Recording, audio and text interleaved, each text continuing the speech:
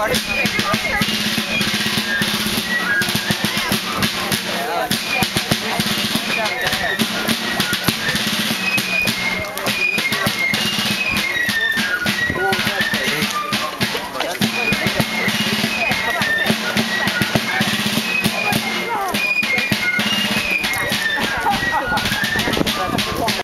my fallen mates across the lines, a student's first encounter with American history is the Revolution, usually through a series of subjective accounts drawn from the popular events of the Revolutionary War. Our view of the fight for independence has always been through the eyes of the Patriots, humble colonists who were pursuing deliberate lives in a country that offered them freedom of religion and land ownership, but not representation or sovereignty. The 13 colonies were besieged by an oppressive army of occupation that was dispatched by a king and his parliament who wrongly assumed that an intimidating show of force would suppress a perceived colonial insurrection in lieu of diplomacy.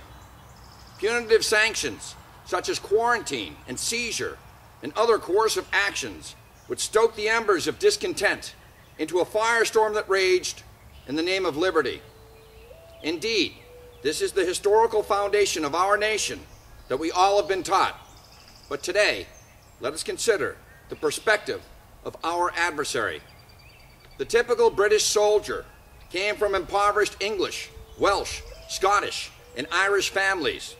His only hope of obtaining worthwhile employment would be enlistment in His Majesty's armed forces. He would then be shipped off to a foreign land to gallantly serve his military duty for the crown so as to protect an imperial empire. The average royal enlistment was 10 years with a minimum wage that was insubstantial. Even when these wages were sent home, their families could barely augment their tentative daily existence.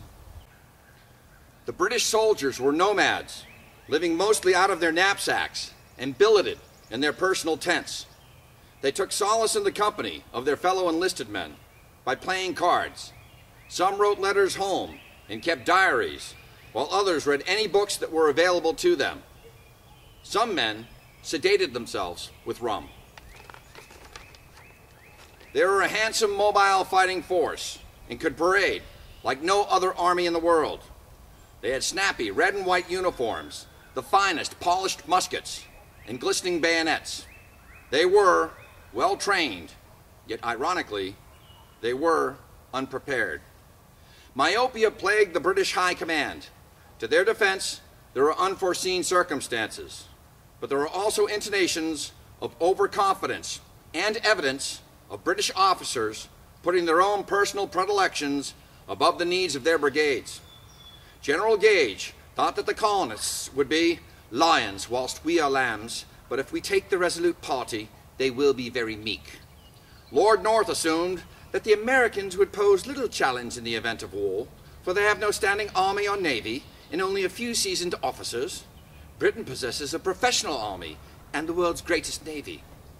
They underestimated the ability of the 2 million settlers in America to assemble and muster 100,000 men, more than 4 times the size of Britain's army.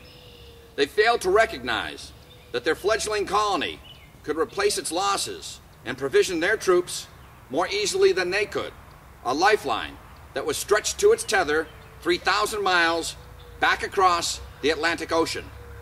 They miscalculated the ability of a poorly equipped opponent that could retreat and melt away into the woods of an uncharted land 6 times the size of England, while they were wholly dependent upon coastal supply bases.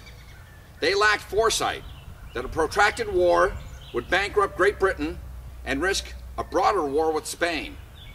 They never imagined that 13 separate colonies would set aside their differences and unite under one flag and engage England's age-old enemy, France, to aid their cause. On April 19, 1775, these soldiers became prey for the colonial militias. They were routed in a merciless ambush. Yes, they were disciplined, And yes, they held their formations, but they executed obsolete maneuvers of a bygone era, and in the end, they had to run for their lives. Later, they were humiliated by the newspapers in their homeland as wild Irish asses. The hardships that the British soldiers had to endure in a climate and culture so different to their own was almost incomprehensible when compared with today. Their personal safety was always at risk. They were surrounded by a hostile population that wished them harm. They were vulnerable and had to travel in groups for protection. They would suffer from disease, depression, boredom, fear, frustration, hunger, dampness, inadequate winter clothing, loneliness, and even dishonor. But if you asked a British soldier during the American Revolution what the greatest pain they had to endure in time of war, his reply would be homesickness. He'd say, "I miss me wife, I miss me children, and I miss me mom." And he soon realized that he may never see them again. As Americans, we were, and we still are, atavistic. Today, let us step across the battle lines and extend a hand to a fallen English brother, to the 5 boys interned in this burial ground and honored by this marker. If only we could apologize to all of you.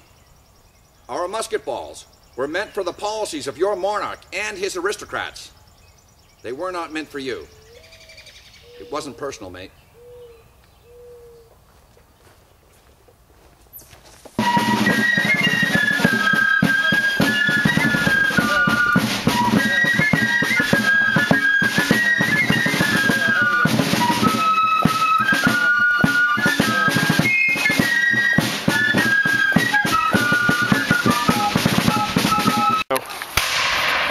Fire a musket round, cartridge box, cartridge,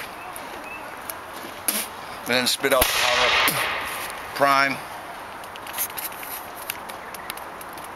Alright, I'm going to fire a musket round here. It's Patriots Day, April 19th, 2010. Make ready. Present. That's it. Well done, lad.